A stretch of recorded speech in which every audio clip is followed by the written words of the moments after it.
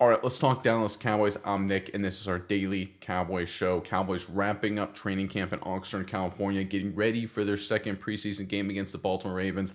A lot of news to get into on that department. But first, let's get things started with what I like to call a little palate cleanser, a little stat of the day, chart of the day. So, courtesy of Sportico and Fox Sports reported this, Fox NFL reported this, I guess technically. They do their annual franchise valuations in the National Football League, and here is the top 10. Right there, you can see the Dallas Cowboys, no surprise, are still number one, valued at $12.8 billion. The Rams at number two at 10.4, Giants at number three at 10.25, then the Patriots, 49ers at 8.6, Philly, Miami, the Jets at 8.11, the Raiders a little less than 8, and Washington wraps up the top 10, valued at $7.47 billion. So I think how valuable Dallas is compared to the rest of the teams is really important to note here because the scale, it's hard because it's raw numbers, is pretty impressive. So the gap between number one, Dallas, number two, the Los Angeles Rams, is $2.4 billion. That's about the same size as the gap between number two, again, LA at 2.4, and the Jets/Raiders at 8.9, right? Go 2.4 billion, 10.43 minus 2.4, you get about 8. That gets all the way down to where the Raiders and Jets are worth. So again, the gap between first and second place here, Dallas in second place, is the same size as the gap between second place and eighth place, right? Pretty impressive in terms of how valuable the Dallas Cowboys currently are in the NFL and, of course, in the world. And I think this is where one of those things, if you look at what the Jones family has done, what Jerry Jones has done with Dallas, they are just a walking embodiment of the CEO's dilemma. Do I make better products or do I make good enough products that sell a bunch with high margins, right? And if you look at it from the perspective of just a valuation perspective, they have made good enough products that they can sell at high margin to become incredibly valuable. Every single public company CEO, his number one goal by law, right, by rule, his fiduciary responsibility is to create shareholder value. That's to increase the value of the company. It's not to make better products. It's not necessarily to make consumers happy. That can align sometimes, but not always. The number one priority is to create shareholder value, to make the company more valuable. And from that perspective, I know the Cowboys obviously aren't public, but taking that perspective, there is no better owner, no better GM in professional sports than Jerry Jones. Now, the quality product hasn't been there. As Cowboys fans, I think we all understand that. But I think if you look at it from the perspective of a business sense, there has been no one even remotely close, not even in the same stratosphere as Jerry Jones. I wish he would sometimes take, and I think we all wish he would take some of that 100% hardcore great business marketing mind and get a little bit more geared to the football side. Doesn't have to be the whole thing, just a little bit more on the football side. But it just from a strictly business perspective on the financial metric side, there's no one better than Jerry Jones. There's no one better than the Dallas Cowboys. I mean, that's just a fact, right? We all wish there'd be more football focused, but again, based on the business, based on the numbers, they're in a whole nother universe. All right, let's get into the football news here. First up here, this is two posts I saw on my X feed I think is really important. So the first one here is from Nick Harris at the Fort Worth Star-Telegram. A good follow if you're looking for Cowboys news. He just noted yesterday, this has been Phil Maffa's best day of camp. And then the second post underneath that I thought was really important because Greg Rosenthal, he's not a Cowboys reporter, he's just an NFL guy who just was going around to different camps getting his own general notes. So he doesn't know Cowboys inside and out very much, doesn't, maybe high level things about Dallas like most reporters do. He posted, my one practice overreaction, the Cowboys can't keep Phil Maffa off the roster or in the rotation, basically saying, listen, he's too good. 7th round pick, he's too good. He's got to be in the rotation. He's got to be on the roster. I love what I call corroborating evidence because sometimes beat reporters, beat writers, as great as they are, Nick Harris is one of the best ones out there, they get a little too close, right? They see a player every single day. Maybe they like him personally. Maybe they fell in love with him during the draft process, whatever it is. And they get a little too close and they see a player as better than he really is, right? We saw this last training camp. You remember the young corner, Kalen Carson, at training camp, everyone, all the beat people were like, this guy's a stud. The Cowboys were high on him. Went into the regular season, kind of disappointed, and then the injuries, right? Hopefully he gets healthier again, see how his career goes from there. But now that we have beat reporter evidence, Nick Harris talking about Phil Maffa getting better and better and better, and Greg Rosenthal, again, an outside, just sort of unbiased, he shows up one day like, hey, this young running back from Clemson, he looks really darn good. That is a great sign for Maffa and a great sign for the Dallas Cowboys. We've been talking about a thunder and lightning duo here all the time on this channel with Jaden Blue and Phil Maffa. Maffa the thunder, Blue the lightning. Blue still beat up. He probably won't play in the preseason against the Baltimore Ravens, which again, if you're not 100%, don't worry about it. Like, let's not rush it. Love you to get some sort of live reps, but listen, if your first action is week one, you're not going to be the day one starter. Let's not risk more injuries there. But what we see from Maffa here emerging as, again, just another talented rookie back just to add into this running back room is really important, because the public perception of Dallas, which Greg Rosenthal certainly has, is that this running back room is terrible, right? A lot of people rated Dallas having the worst or second worst running back room in the National Football League. If Phil Maffa becomes one of these solid, alternative running backs in terms of short yardage, goal line, maybe even some 1st and 10 kind of reps, paired with Jaden Blue's emergence, Javonte Williams looking good, suddenly this running back room goes from one of the worst to really above average. And that turns a big weakness last year into a big strength. And the beautiful part about it is, with Blue and Maffa, this would be a multi-year process here, multi-year talent boost, because, of course, they're young players on cheap rookie deals. All right, moving right along, the next story here is courtesy of Patrick Walker at Voice of the Star. He's a good follow on Twitter. He posted, full circle, Sam Williams began last year's camp on a cart with a torn ACL, but finished this year's camp with one hell of a finishing move, a turbo field pick six in the final Cowboys padded practice, and SoCal, he's back. Yeah, so Sam Williams is a very interesting guy. So he was, a couple of years ago, he was a breakout star. Going into the 2024 season, I think a lot of us thought that.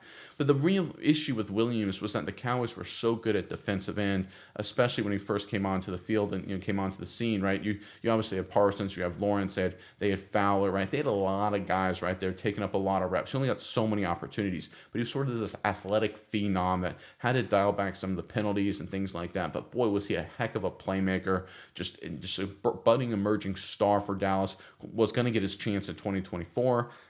Injuries derailed the season, of course. I think he's one of these guys getting back into the fold, becoming a playmaking kind of guy, sort of that Randy Gregory mold, right? Randy Gregory was a good player for Dallas towards the end part of his career, but he didn't have to be a 15-sack guy. I don't think he ever even got to double-digit sacks with Dallas, but he was just a playmaker, right? He had the athletic pick in Washington in 2021, I believe, if I remember that correctly. He was just a guy who could get after the quarterback, bat some balls down, tackles for loss, pick a ball every now and then. That's what we're seeing from Sam Williams. Again, just another defensive playmaker to add into this fold.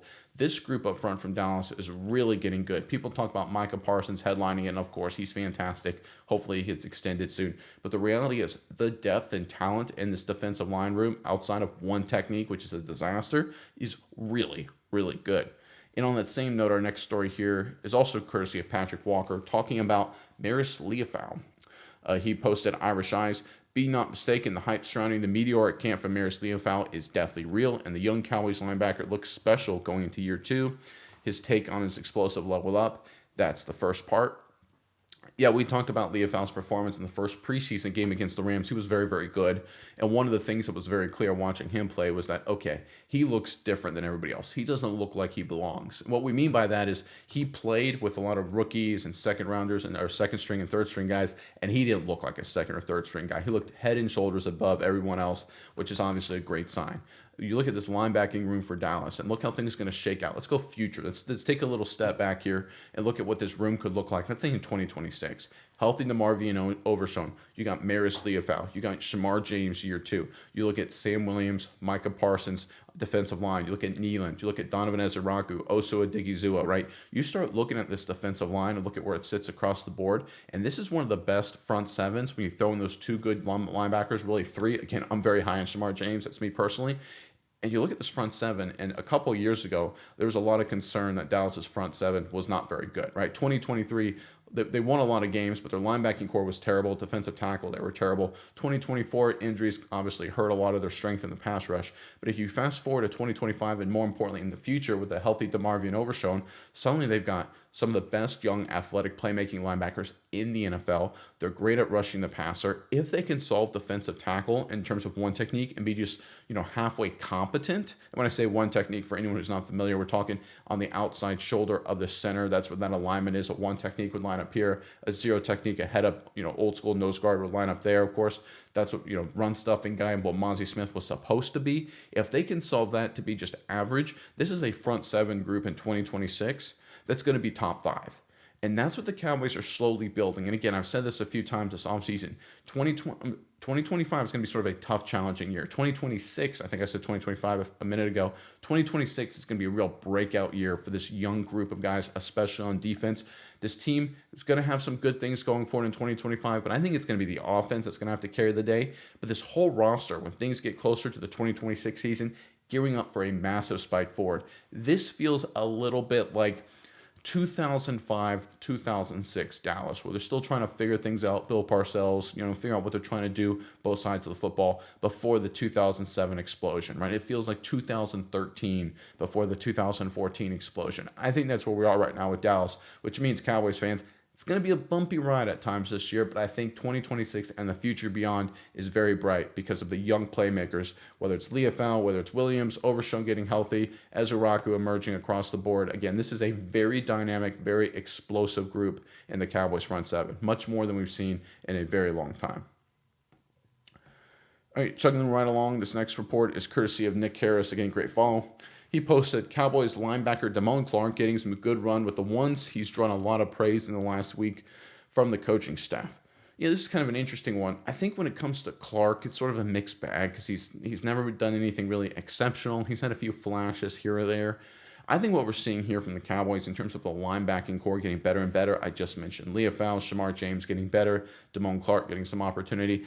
I think what we're seeing is the Matt Eberflus effect, right? And this is one of those things I really liked about the hire. He's obviously a linebacker guy by trade, defensive coordinator. He is going to go into Dallas and fix a big issue in terms of how their linebackers played. And it's been an issue for a long time. Nothing against Dan Quinn, but he basically, in terms of Quinn's strategy at linebackers, he throws guys out there and says, hey man, make plays, figure it out. Right, we saw it a couple years ago, or what was it? They had Cox playing a lot of snaps as safety, as a linebacker, and trying to run defense. He was getting killed. I mean, had Clark, I think a rookie at the time, just trying to again be a linebacker against teams like Buffalo, running the football right at him. Not a recipe for success. Totally honest. We saw what happened in the postseason.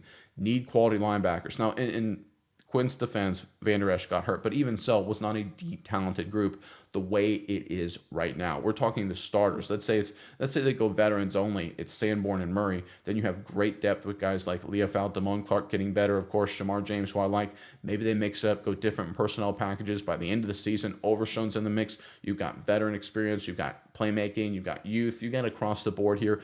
Everyone seems to be playing better in this group. Everyone seems to be doing a really good job in this linebacking core. I think a big part of that is Matt Eberflus. That's why when he was picked up by Dallas as a defensive coordinator, I, along with a lot of other people, were a huge fan of it because one of the things you can do to improve a position group is obviously add talent to it, draft players, sign players, that kind of thing. The other thing you can do, obviously, is to bring in a good coach to elevate the entire performance of the group. That's what the Cowboys have done here with Eberflus and his staff at the linebacking position. Clark, significantly better. Again, I don't know how much playing time he's going to get. I think they're going to give him some chances. He may not even make the team, depending on how it all shakes out. I think he will, but, I mean, there's obviously a chance he doesn't. I think this Cowboys linebacking core in general, Murray, Sanborn, Clark, James, Leafau, Overshown when healthy, is really, really good. Or at least much better than they've been in years past, and they're trending really good. All right, next report here. This is courtesy of Joseph Hoyt. Zion Childress getting a lot of reps with the starters at nickel again, nickel cornerback, inside corner, slot corner. 2 days in a row. Here he knifes into the backfield to hit Deuce Vaughn, and there's just a screenshot right there of a play that Hoyt posted at training camp. Yeah, so Childress has been so far the star rookie of the camp, coming out of nowhere, just dominating across the board. I don't know if he's going to be the starting nickel corner, but boy, they're giving him a lot of opportunities. And at this point, this late in camp, we're talking about the end of training camp in Oxnard as we get ready for the second preseason game. He is a serious contender to be the starting nickel corner. Again, with Trayvon Diggs hurt, with Savon Revel hurt, right? Kalen Carson hurt. There's a lot of guys beat up in the secondary. So it's not like Childress is beating out, their top 2, top 3, top 4 guys. It's just opportunities are there because of injuries, and he's taking advantage of it. I think the Cowboys, and I've said this a lot, it's going to be a multiple personnel in terms of linebacker core and secondary as we get closer to the regular season and through the month of September. Maybe Childress is a guy who plays, in some run situations, 1st and 10, where he gets, chances to knife in the backfield, nickel blitzes, things like that. Allow him to be a playmaker in the run, try and disrupt some things. When you get 3rd and long, maybe you bring in a guy like Keeman Hall or someone who's got a little more experience, or maybe Childress is the right guy. We'll have to wait and see. But so far, all Childress continues to do is make plays, and the Cowboys coaching staff, they're rewarding him. I love that they're doing that, by the way. That's another important thing to notice. A very meritocratic coaching staff right now. One of the things that that happen with Mike McCarthy a little bit, and I don't really blame him necessarily because this is what happens when you're hyper focused on the veterans. That's kind of was McCarthy's mindset. Is that you play guys just because they've played before and that they're big names, you know them and things like that. And there are some younger guys that step up and should get more playing time, but don't. And I think we saw that last year. A great example was Rico Dowdle, right? Why the heck was Ezekiel Elliott getting touches? Remember when they signed, I believe, Dalvin Cook? Why would they give Dalvin Cook some touches, right? Why would he get in the game at this point? Rico Dowdle, now again, I don't think Dowdle's a superstar, but was clearly better last year than both of those backs and should have gotten more carries. And by the end of the season, Mike McCarthy, just sort of by default, figured it out, right? But not very meritocratic, right? He was a very veterans guy. It's like, hey, Zeke's the veteran, Cook's the veteran. I want to roll with those guys. Sometimes you just want to play the better players. And look, if Childress is a better player, he should play, or at least get more opportunities to prove he's a better player. And look, so far, all he's doing is taking advantage of them, making plays. Gonna have to see how he plays in these last 2 preseason games. Remember, it's not even a guarantee he makes the roster yet, of course, being an undrafted free agent, but he's having a really, really good camp. He's the star of the Cowboys camp. And again, we talk about this all the time, potential steal of the year candidate if he becomes a quality player and a starter for this Cowboys defense. All right, next report here. Again, this is courtesy of Nick Harris. He posted, Cowboys owner GM Jerry Jones said that he does not expect any outside players to be on the final 53-man roster. I don't at all, but I wouldn't close the door, so that's a non-answer there. On the cornerback room, it's probably hard to make an addition at this point in training camp, but certainly the numbers as we start the season are one we have a very close eye on. The other part is we have some extraordinary help on the way. Yeah, I think one of the things is you always love an answer from a manager, owner, GM guy, Jerry Jones. It's just kind of common things like, are you going to make a move? No, I don't see us making a move, but I wouldn't rule anything out. It's the ultimate non-answer where, yeah, we don't plan. We like our guys. We love our guys. All our guys are great. But we also could make a move, and we might be planning to make a move, and actually maybe making a trade 5 minutes from now, right? That's a classic non-answer. So take it from there.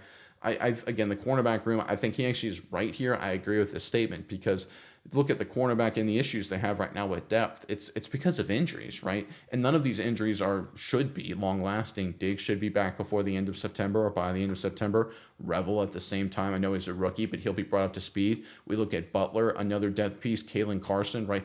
There are 4 guys. There are guys that 3 of which started football games last year for the Dallas Cowboys. They're going to be returning from injury by the end of September, most likely all 3 of them. So you have 3 potential starter guys and an all-pro, past all-pro and Diggs returning, right? With all of this depth returning, why would you spend, assets, draft capital, whatever it may be, to pick up another corner who'll be buried amongst these guys before the season? And again, considering the Cowboys clearly aren't in win now mode, they have $30 million in free cap space, so they're going to roll over to next offseason. If they weren't hyper aggressive all in, they'd be spending a lot more of that money. I think the Cowboys right now look at their cornerback room correctly and say, we'll go through some lumps. We'll play some young guys. We'll see how Hall does. We'll see how Zion Childress does. We'll see how some of these young guys do. Maybe the future of our secondary will emerge. If we have some issues, we're not all in this season. It's a developmental year, transition year for a lot of guys. When we get the depth back, we'll be better in October. I think that's the approach they're taking for the cornerback room. I think it's the right approach. Defensive tackle is another story, right? Childress is making plays in camp. He's having a good camp. Keeman Hall is, maybe he can step up. We'll have to see. There's no one stepping up at one technique right now. I know Toya's a rookie. He's doing some decent things. He's doing some things fine, but if he started for Dallas, he would be the 32nd ranked one technique for the Dallas Cowboys, right? And in terms of the NFL, in terms of where nose tackles would be ranked. If Mozzie Smith starts, he would be the 33rd ranked defensive tackle, right? Even though there's only 32 teams, I bet we could find someone to leapfrog him because he is really struggling in this camp, right? He is not having a good training camp, did not have a good preseason game. So at this point, I think the Cowboys almost have to make a move at defensive tackle, or if they just roll with these guys, they let Mozzie Smith play and just say, listen, man, you're playing for your career, right? Let's see what you do, right? Burn the boats. Here you go. Sink or swim. Are you going to be an NFL guy or not? Like maybe that's their last, sort of trick here to see if they can motivate him or get him to play better. We'll have to wait and see there. But one technique defensive tackle is a serious problem. We all know it. Going to have to see what happens there. All right, finally, kind of one of the more interesting stories of the day. This is post. Cowboys head coach Brian Schottenheimer just revealed that he beat thyroid cancer at age 28. Wow. When you have that type of diagnosis and to have that, when you have that type of diagnosis and to have that hope and belief, it's great. This is a pretty wild story, right? obviously credit to him for overcoming it. And look, it's an issue that we all have to deal with family members, friends, and some people maybe even personally in our lives. I mean, the fact that Schottenheimer overcame it, credit to him. Now, I'm not going to come out and say here this means he's going to win more games. Of course, there's no evidence of that or anything remotely close. In fact, Ron Rivera, overcame a cancer fight when he was with Washington to actually end up getting fired due to poor performance in terms of lack of wins and losses. So, there's no correlation, causation versus winning football games versus beating cancer. But that being said, what we see from Schottenheimer and how he can relate to players and the energy and excitement he brings, it's very clear. And we talked about it earlier this offseason. We brought up his dad and trying to win a championship for his dad. You're talking about clarity of focus. You're talking about a guy who's about family and football and everything this means to him. This isn't a job. This isn't just an opportunity for him to prove some doubters wrong. Like Mike McCarthy came to Dallas and he wanted to prove some doubters wrong, right? Jason Garrett was sort of anointed to be the Dallas Cowboys head coach, right? Wade Phillips was just an opportunity to be a head coach again, right? But you look at a guy like Schottenheimer, and he's got a very clear clarity of purpose, right? He's very motivated by family and football. They go together so just perfectly intertwined. He's doing what he believes is his calling and all of that kind of stuff, his leadership, his connection, his emotional connection to the players. Again, does it guarantee wins? Does it mean you're going to win 15 games this season or lose 15 games? It has no correlation to that whatsoever. That being said, when you have clarity of purpose at the top of an organization and authenticity at the top of an organization, that usually is a good sign to building a strong culture. Dan Campbell and the Detroit Lions is a great example of that in recent memory. There's been a lot of cases. Bill Parcells was famously like this, not just with Dallas, but his other three stops. Even Tom Landry, Jimmy Johnson, the great Cowboys coaches. Very early, of course, to compare Schottenheimer to either of those guys, but very clear clarity of purposes based on their personal upbringings, personal lifestyles, their lives up to becoming the head coaches of the Dallas Cowboys. I think this is an indication here that what we're seeing from Schottenheimer all preseason, all training camp, this is just who he is. He's an authentic guy, and we're starting to see some of his, I'll say, his personality and why he is who he is come to focus. And I think it speaks to why the Cowboys players really connect with him. All right, like I said, a lot of interesting news. Let's get into the comments, little responses yesterday. This first one is from Playing Doctor, regular comment, thank you. Glad Guyton is responding well, talking about Guyton responding well to treatment in terms of getting ready for the season. People forget that he was drafted as a developmental guy late in the first. That's where you go for a guy like him. People just get too hyped from training camp and forgot that about him. Yeah, outstanding point, right? When he was selected in the first round, late in the first round by Dallas, everyone thought at the time, a little bit of a reach, but chance to develop, right? Take time. Tyron Smith moving on at that point. Let him sit for a year or two, figure out the game. Incredible physical tools. And then they had the injury. He got thrown into the mix there week one and against Myles Garrett, right? And then, of course, had to play the Ravens week two. And then the Saints and the Ravens. So he played some really good competition. Just was a rough start, battled through some injuries. Cowboys weren't very good, right? Mike McCarthy's offensive scheme didn't help him too much. So it just became one of those snowball effects. Really battled through the lumps. A lot of rookies have to do that. That's a fact. And he's just been a developmental guy who's gotten better and better and better, right? We talked about it this offseason. Have to see him this regular season, how he does. Of course, that's when it will really matter. But again, he's putting in the time. He's putting in the work. Hard work ethic guy. Bunch of different coaches. Worked with Tyron Smith. People are very high on this kid. I can't wait to see him get on the field. Hopefully he returns 100% healthy and does good things for Dallas. All right, this is from TR the Predator talking about a potential nose tackle, one technique option for the Dallas Cowboys to acquire. The Tim Settle, defensive tackle out of the Houston Texans, 6'3", 330 pounds, powerful, quick burst off the ball, and stout against the double and disciplined run fits. Tim Settle, let's see here. Let me pull up Settle's current cap situation and make sure we get a good opportunity here. So he is currently under contract. His cap hit is $4 million. So yeah, it's not like a huge thing in terms of paying him. They could probably trade from. The question I have when it comes to a guy like Settle is, what do you give up for him? What would the Houston Texans want? Do you give up a next year's 4th or 5th round pick for him on the last year of his deal? I know he's cheap.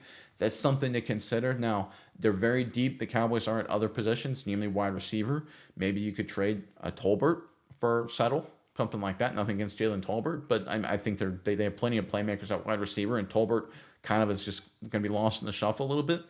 Something to consider there, but I like the option. He would definitely come in and make the Cowboys so much better at defensive tackle. But again, would Houston trade him? We'll have to wait and see. All right, this next comment is from Go-Go8352. Talking about when I was talking about yesterday, how having quarterback play and offense, that's what really wins championships. You need defense to be clutch, but to win games, win postseason games, and win the Super Bowl, you need offensive play. He posted, dude, completely wrong on it. Defense wins championships along with clutch QB play, excuse me. So he goes the opposite direction. That's why Sean Payton had so much trouble winning a chip in Indy. Oh, Peyton Manning, excuse me. That's why Peyton Manning had so much trouble winning a chip in Indy. The only year he won, the defense carried them in the playoffs. That's the story so often. The defense doesn't have to be the best all season, but it needs to play lights out at the end of the year, or you don't win, period. Oh, and don't use the QB make so much money line. It just adds much BS when you say it as when Jerry says it, because if Jerry had not drug out negotiation, keep Dallas at the front of the news, he would be being paid way less, period. Well, so there's 2 points to go after in terms of your first comment about defense winning championships. There is some credit to that, but I mean, history kind of points the other direction. I mean, the Indianapolis Colts, when they lost to the New Orleans Saints, Peyton Manning lost to Sean Payton. He scored 17 points in that game and threw, of course, that famous pick six. So you can make an argument that if the Colts offense would have been better that day, they would have beaten the Saints, right? So again, we look and say defense wins championships because it's an old school mindset and it used to be true. But in today's modern NFL with the rules and the quarterback play, offense gets you there and usually offense will win. Even when the Patriots beat the Rams 13-3 in that Super Bowl, people forget the Rams were an offensive team. The Patriots were an offensive team. They scored 37 points in the freezing cold temperatures in Kansas City to get to the Super Bowl. So offense, I think, is still critically important. And if you look at Dallas, how about the recent playoff disappointments? 2022, great defense, great team. They retired Tom Brady, held the Bucs to 14 points, held the 49ers to 19. Dak, 2 turnovers, only 12 points. Lost the game. How about 2021? Defense doesn't play great, but they only give up 23 points. They get that pick, and Anthony Brown gets that big second half interception. They get a stop at the end of the game to give their defense a chance, or give Dak Prescott a chance. They can't score, right? They had 2 bites at the apple, right? Of course, the 4th down throw to Wilson, and then the final, can't have enough time to get a spike off play. So again, this is what we've seen from Dallas. How about Romo with his turnovers in 2009? How about the issues in 2007 with the Giants postseason, right? How about 2006 with the loss to the Seattle Seahawks? I mean, we can go on and on and on and on and on. I mean, the one argument you could make is maybe 2016, that loss to Green Bay, or maybe in 2018, maybe against the Rams, that's fair to say defense hurt them there. But the reality is, the biggest defeats in Cowboys history and recent memory outside of 2023. We're also just completely traumatized, as we should be, by that defeat against the Green Bay Packers in the wild card round. But if you look at historically in recent history for Dallas, the biggest defeats have been offensive struggles. 2022 against 49ers in the postseason. 2021 against the 49ers in the postseason. 2019, week 16, I believe, against Philadelphia, only scoring 9 points. A game you win the division, right? 2018, a little bit of mix. 2017, offensive issues down the stretch, keep him out the postseason. 2016, you can put that on the defense, but 2014, offense only scores, 21 points? I get it, Dez caught it, all that kind of thing. But still, how about the other 3 losses? They only scored, 14 against the Giants in 2011. They only scored, 18 in almost those 3 picks against Washington, I believe, in 2012. Right, you can keep going down the list, right? The turnovers in 2009, the collapse in 2007 against the Giants, the drop snap 2006. I can keep going on and on and on, right? I'm repeating myself a little bit here. But the point is, if they have had better offense and clutch play at the offense in terms of better execution, scoring more points, they would have won more playoff games. That's what it comes down to. You need clutch defense to show up when the opportunities are there, but you need offense, you need quarterback play, bar none. Talking about paying too much money for Dak and paying him earlier would have saved money. That is such a false thing, and it's a narrative portrayed in the media. Every time people say that, I just gets frustrated because it's false, right? If you pay people earlier, that means you just have to pay them later earlier, right? So if I pay you in 2018 and I pay you a year earlier, then people are like, oh, yeah, so you saved money. No, but his contract ends a year earlier. If I sign you up to a 4-year deal in 2018 versus signing you to a 4-year deal in 2019, I end up paying you the same amount of money because when it's time to re-sign you again 4 years later, it's now a year earlier. So it all starts just earlier. That's all it is. It's just moving cash up and down the timeline. Now, you can make an argument to structure cap purposes certain ways, and a way to do it to have higher dollars in between 1 year and versus that year, and that's fair. But the notion that you save money, there's no data to support that. It's 100% false. It's all about timing of when that matters. And people that say, well, the cap keeps going up and up, the cap keeps going up and up, then you should always pay earlier because the cap will keep going up forever. Yeah, you are people that weren't around when the market crashed, real estate market crashed in 2007, 2008. There's a lot of people in 2005, 2006 said, hey, housing market, it'll go up forever. No problem. It will never slow down. It will never crash. Always does. Markets, history, finance, always crashes. Assuming something's going to go up forever, it's always been the wrong play. All right, Junior Third, 7952 commented, most of the starters on the Cowboys D-line would be practice squad or backups for other teams. Yeah, certainly at defensive tackle, one technique. Not also Diggy right? He's a quality player. But in terms of Toya and Mozzie Smith, yeah, definitely. Agree 100%. Bibliophile 2707 commented, if Micah leaves, the Cowboys should clean up on draft picks in the trade. Yeah, I mean, I think that would be the thing. If the Cowboys do try to trade Micah Parsons, it would have to be like a Herschel Walker trade, and that's why I don't think a deal will happen, because no one's willing to give that up and then pay Mike. Because like if someone was going to trade for Parsons, they'd have to give up all those assets and then pay him $50 million a year, right? Otherwise, they run into the same problem Parsons has in Dallas. No one's going to do that. Teams that have done similar trades, it has failed for them in the past.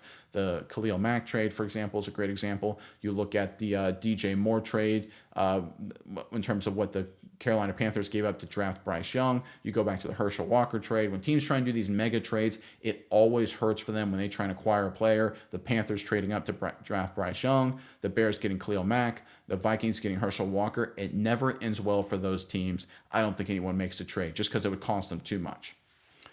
Albert P. Sykes commented, every quarterback needs a quality infrastructure around them. Ask Hurts and Mahomes. Very true.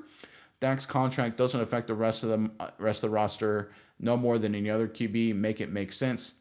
Bills were in a negative salary cap and found a way to pay Cooks. Okay, you're talking about Cook, the running back. People should probably stop believing the ish they're trying to sell you. So let's talk about the negative salary cap. So the salary cap requirement only is for the beginning of the league year in March. So you could be under $100 million right now and keep signing players and keep extending players, right? The salary cap only matters right before free agency in March. So that's why a lot of teams will cut players or designate them as June 1st veteran releases or whatever it may be before that moment to get under the salary cap.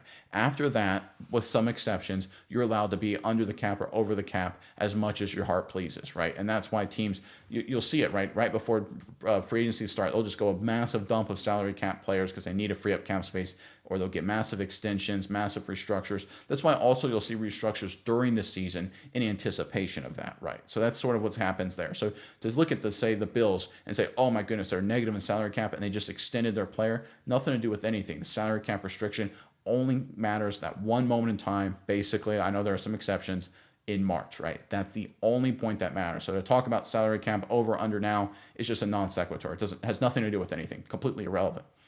When it comes to the Buffalo Bills, right, I think it's important to understand, do you want to be Buffalo? How many titles does Buffalo have? How many Super Bowl appearances does Buffalo have? The Bills have a better quarterback. Josh Allen's better than Dak Prescott. Bills have a much, much easier division over the past 5 years, ever since Brady left New England, right? The AFC East, is what? The Dolphins, which are disappointing, right? You look at the Jets, which have been terrible. Look at the Patriots, which have been terrible since Brady left. They have an easier division. They have an MVP quarterback, a really good roster. I'm told a really good GM, and they can't make it to the Super Bowl. I mean, they keep losing to Kansas City in the postseason. They got smacked at home by Cincinnati a few years ago, right? This is a team that all they do is lose in the postseason. They fail in the clutch every single time. The difference between them and Dallas is that they'll win maybe one or two more postseason games. Do you want to be Buffalo? People keep bringing up the Bills. I'm like, who wants to be Buffalo? The Bills were handed a Hall of Fame first ballot quarterback, an easy division, and all they've done is lose in the postseason. I mean, good Lord, the Chiefs win all these titles with they take advantage of that opportunity.